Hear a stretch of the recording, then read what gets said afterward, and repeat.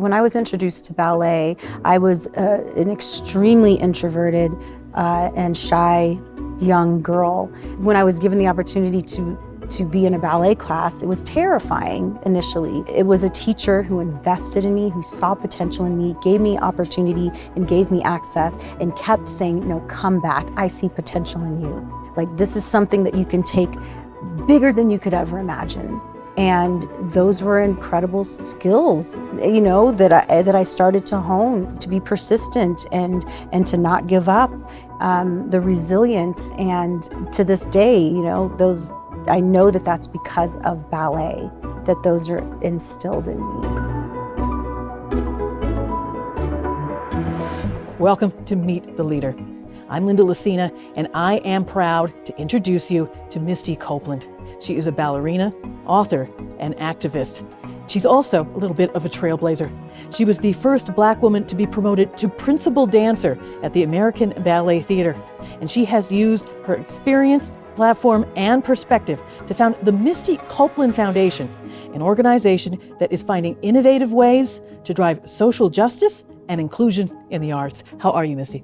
I'm great, so happy to be here. So excited to have you here. I want to talk a little bit about the diversity gap that we have in so many fields, but especially ballet. Can you talk a little bit about that? Yes, the diversity gap in classical ballet is great. This is a European art form. It's an art form that was created for and by white European people.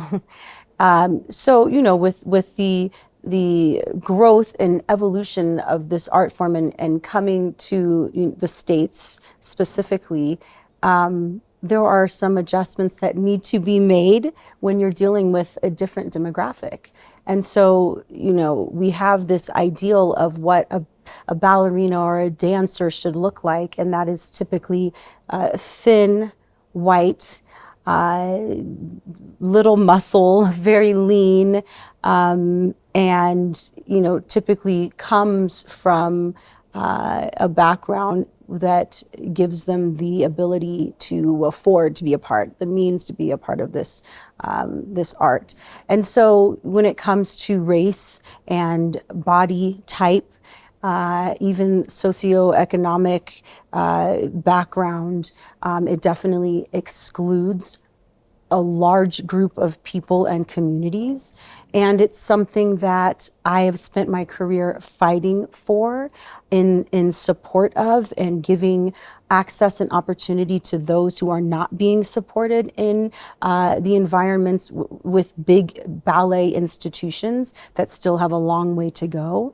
But why wait for them to come along and evolve when I can start my own organization and do work outside of these institutions that I think will then prepare a larger group of diverse people to want to participate and be a part of it, you know, and take away this stigma where they say, well, there just aren't enough out there who are interested, who come from different backgrounds, or they don't have the right body types. All we can do is show them that that's not true.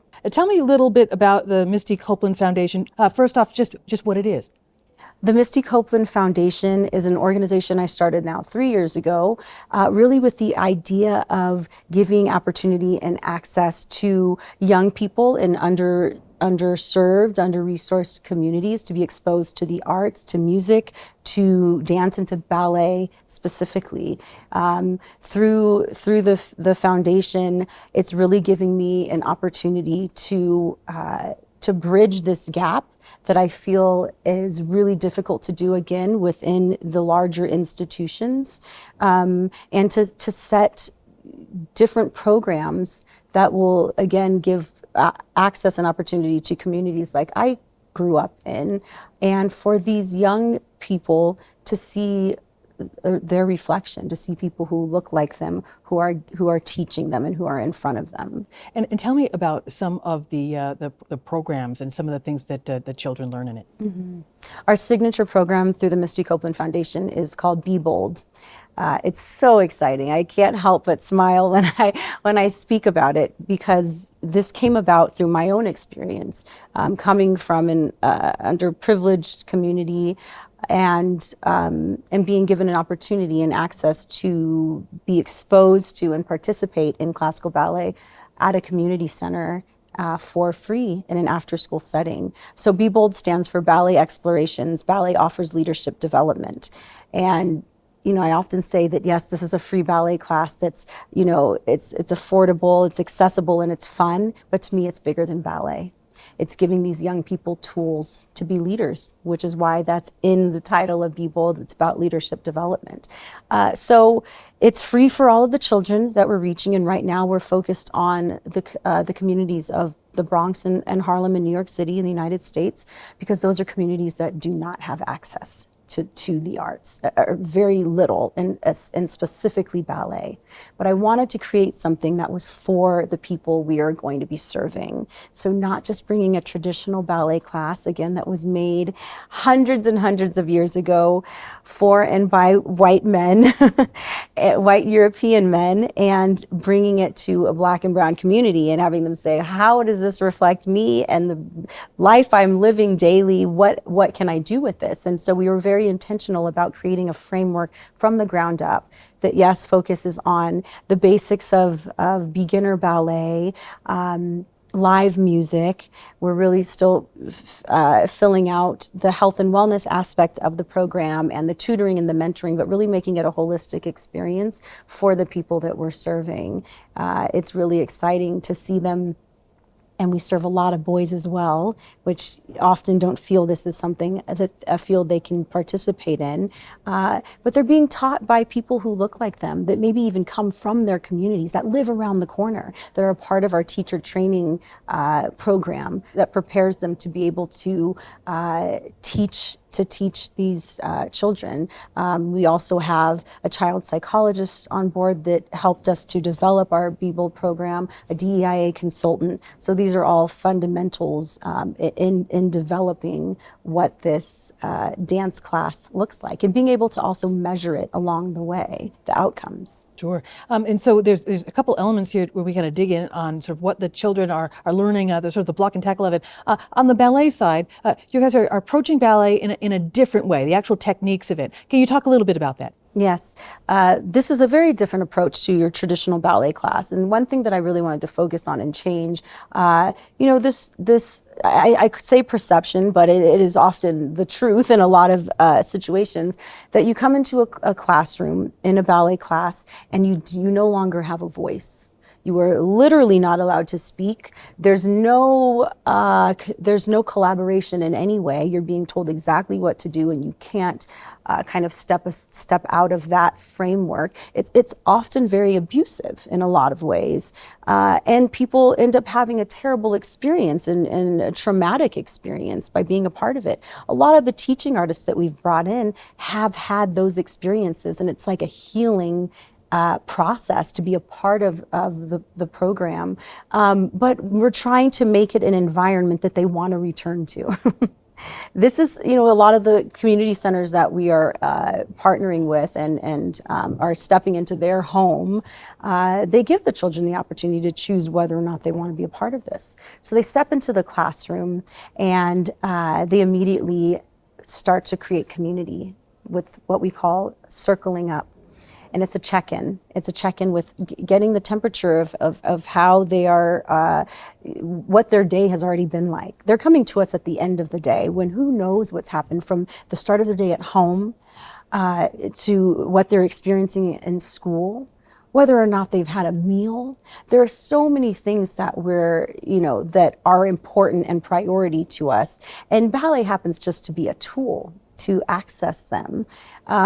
So, when they enter the room, they can decide how they want to be greeted. Do they want to shake hands? Do they want to exchange words? Do they want to be hugged? And that also lets us feel out the temperature of where they're at and how we see their progress throughout a class. They circle up, we ask them a question that it might be fun, and it's not something that they might be thinking like, oh, they're trying to figure out how I'm feeling emotionally, but it's a fun game.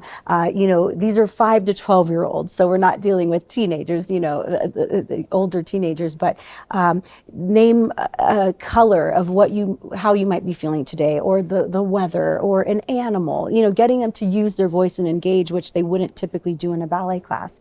Once they start moving, it's really about kind of free movement in their warm-up. Then they either are at a bar, depending on their age level, or they're in center, and they're doing the very fundamental basics of ballet. They're starting with pliés, they do tendus, they do relevés, and it's all kind of through rhythmic, fun ways of getting them to approach these steps. And again, we have live musicians who are playing and are really participating, and they're not just accompanists, which often is the case in a dance class. They are teaching artists as well. So they have a voice in the classroom, which is very different from a traditional ballet class. And they're playing every kind of instrument you can think of. This is not just classical piano. There are bongos, African drums, saxophone, guitar, bass. It's really a range of instruments, which is also an entry point for young people to want to come into the room as well.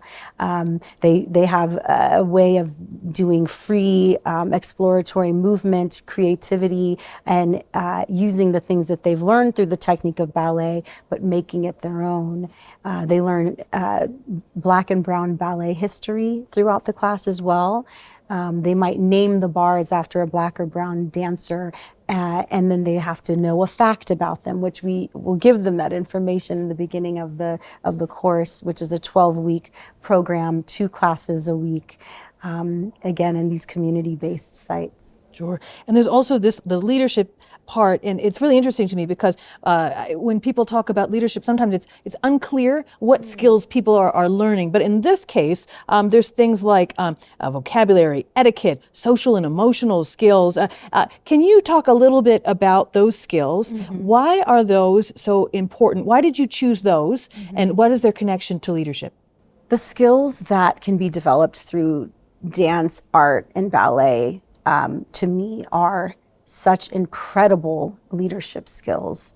It wasn't even about me kind of choosing certain skills that I wanted to learn. This is a given when you're a part of ballet, which I feel like it's at its origin and base and what it really is. If you just think about the technique of ballet, it's really built in to create these future leaders. But I think a lot of people have come into the ballet community and are suppressing that. And it's like it's naturally already there by being a part of something that teaches you resilience and discipline and grace and humility when you're having to put yourself out there and be vulnerable, collaboration and community, having to follow, also having to lead, having to be a part of a team, also then being an individual and maybe dancing by yourself sometimes. But these, I think, are all important leadership skills. And, I wish so many of our leaders maybe were exposed to dance and to art and to music, and might have a bit more empathy and compassion. Those are the types of leaders that we hope to create. And how exactly do you help drive the development of these skills for the kids?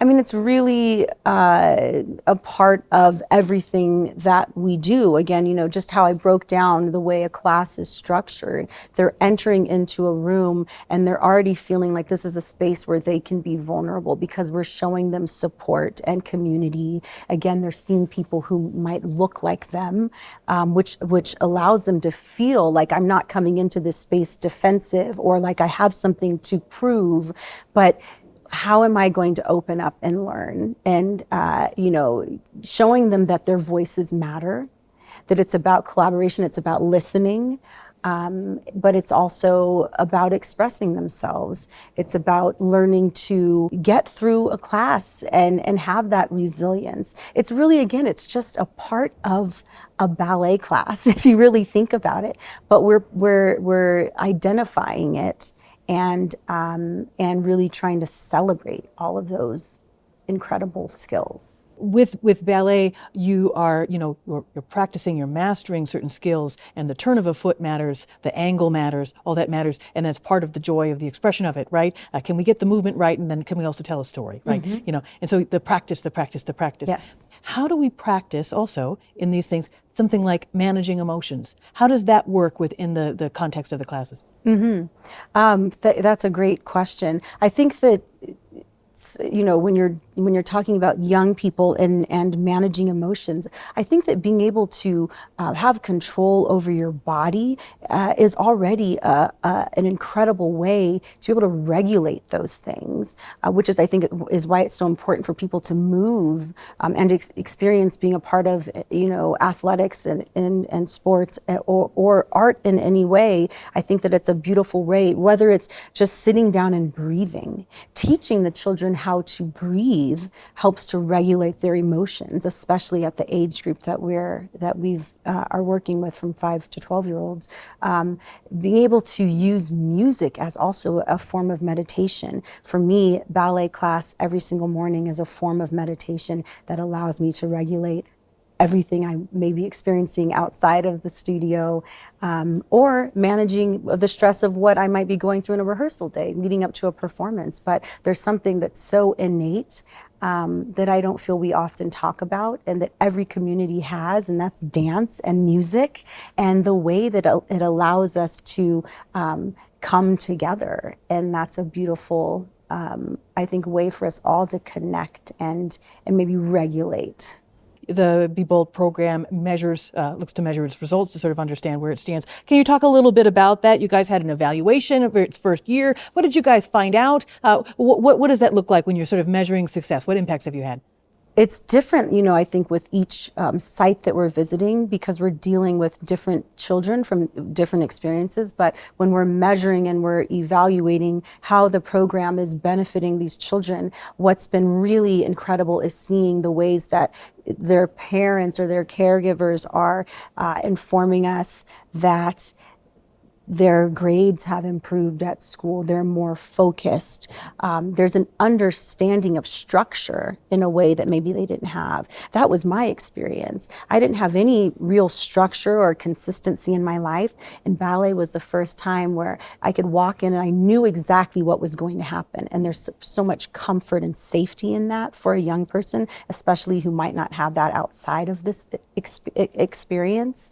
And so I think just seeing how it's translating into different things in their lives, being able to see the way that, again, we're allowing them to use their voice, and we're using different ways of teaching them. Some teachers put visuals on the walls, or writing the names of the steps and having them read facts about the artists they're learning about, and then learning where are they in their reading skills and their language skills, and how can we kind of help to bridge that gap from what's happening at their school, or even inform their parents or their teachers as to what's going on. We've had developments, that there have been some children that don't know how to read and are somehow getting by in their schools, and this has been revealed in our classrooms, which is why we really want to fill out and develop the tutoring and the mentoring pieces of this. But through the measuring that we're doing, we're able to kind of uncover all of this and see the benefits of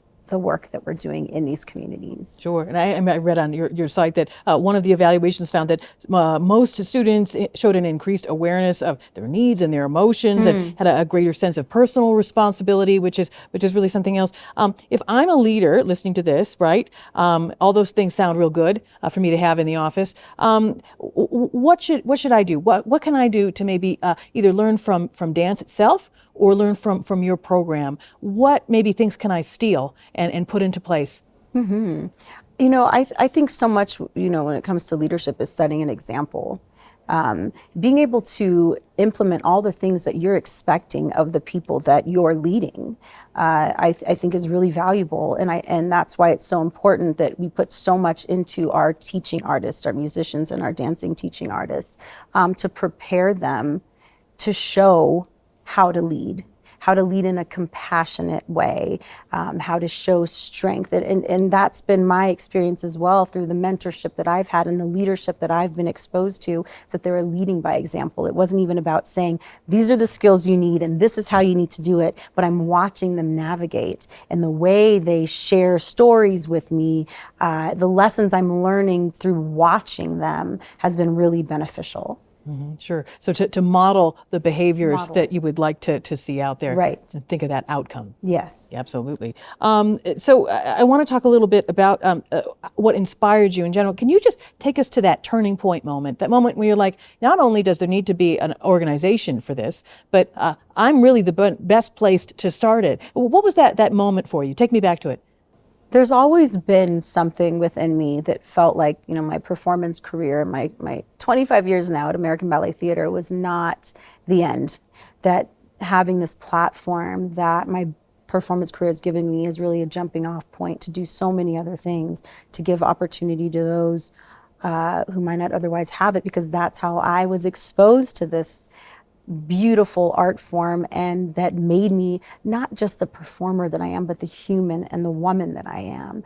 But of course, with my very busy career and working for 25 years nonstop as a professional ballerina, I didn't have the time. So once the pandemic hit, it was so difficult to watch so many people struggling. And I felt like, okay, this is a moment for me that I actually have the time now to focus on these things I really want to start to grow. And the foundation was one of them. And so it just felt like the right time, especially when children weren't in school and they weren't in community. How can I start to develop something that when the world is ready to step back and, in person, how are we going to kind of bridge that gap of what was already happening, but now is what is even more, highlighted by these children not being together and not being in community. And so that's how we started to develop the Be Bold program, was in that time of crisis. And I always have felt, and there's proof, but that, the arts really step in those moments in helping to heal and helping to bring people together in moments of crisis or despair. Absolutely. What I think is really interesting too is that I was reading your book, and in it said that you had mentioned earlier that your first exposure to ballet was at a sort of a community center, and you wanted to quit your first day, but you kept going. Can you talk a little bit about that? Because I think it's a really important moment, and it ladders right up to both your program and what leaders can understand. Can you talk a little bit about that? Yes, when I was introduced to ballet, I was an extremely introverted and shy young girl. I think that it was already a part of who I am, my personality, but it was also my experiences as a young person. Having so much instability, constantly moving. I mean, I think I had 4 stepfathers. It was just a lot of instability, and I shut down, and I didn't want to talk. I didn't want to be seen, and when I was given the opportunity to be in a ballet class, it was terrifying initially. I think also because I wasn't in a traditional setting, which I think is set up with a lot of thought in mind. When you're in this studio space that feels like this cocoon and you're very safe and protected. I was on a basketball court where I took my first ballet class, and I'm not in your traditional, tights and a leotard. I was in gym clothes and socks, and I just felt out of place, and it didn't allow me to feel like it was something I wanted to throw myself into and be vulnerable. And I think that's why I was shying away from it. But it was a teacher who invested in me, who saw potential in me, gave me opportunity and gave me access, and kept saying, no, come back. I see potential in you. Like, this is something that you can take bigger than you could ever imagine. And those were incredible skills, that I started to hone, to be persistent and to not give up, the resilience, and to this day, I know that that's because of ballet, that those are instilled in me. How important is it for leaders to help people see a potential that maybe they never even thought about? How important is that? For leaders to be able to show people that they have potential beyond what they can imagine, I think is so vital. How else are they, especially someone who's not been given support and not kind of prepared for this trajectory, it's hard for them to see what's possible. And so it's extremely important, I think, to vocalize those things and to repeat them. That sometimes, it's not just one time that to be able to capture someone, and for them to believe that that's really something that they can have and achieve. And my first ballet teacher, Cynthia Bradley, was really incredible at that. She didn't give up on me. She saw, and she said things to me, and at the moment I was like, this lady's out of her mind. She said I was going to be dining with presidents and kings and queens and dancing on the world stages. And I just thought, I'm living in a motel at this moment with my single mom and 5 siblings. Like, there's no way this is possible.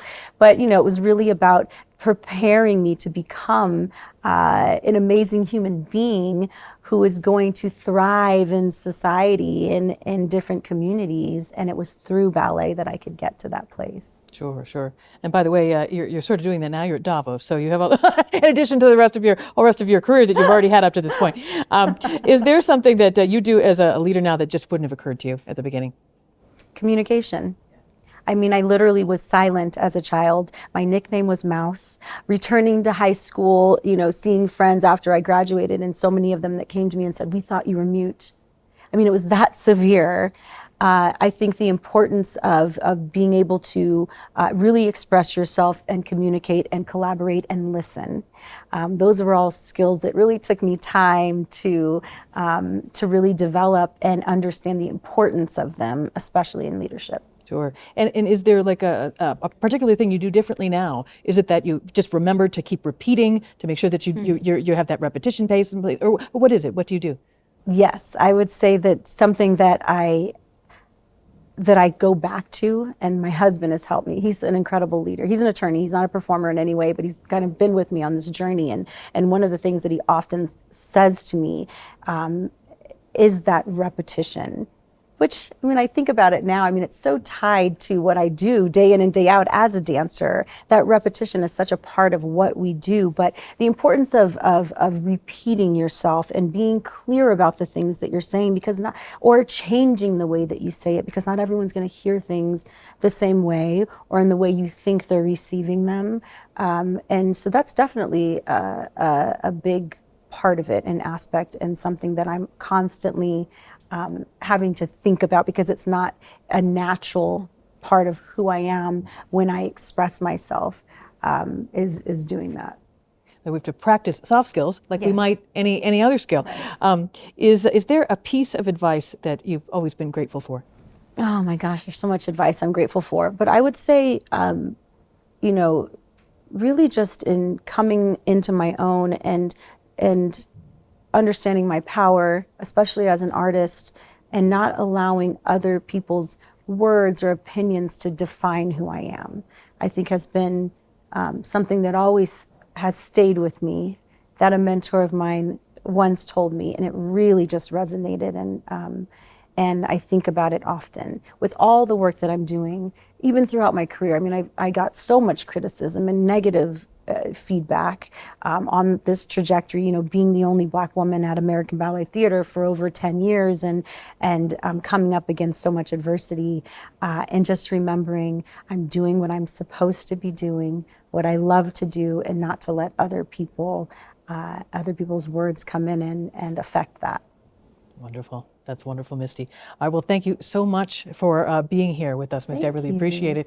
And for all of our viewers and our listeners, find our video podcasts on the World Economic Forum's YouTube page, and find our transcripts and other podcasts on our website at wef.ch/podcasts.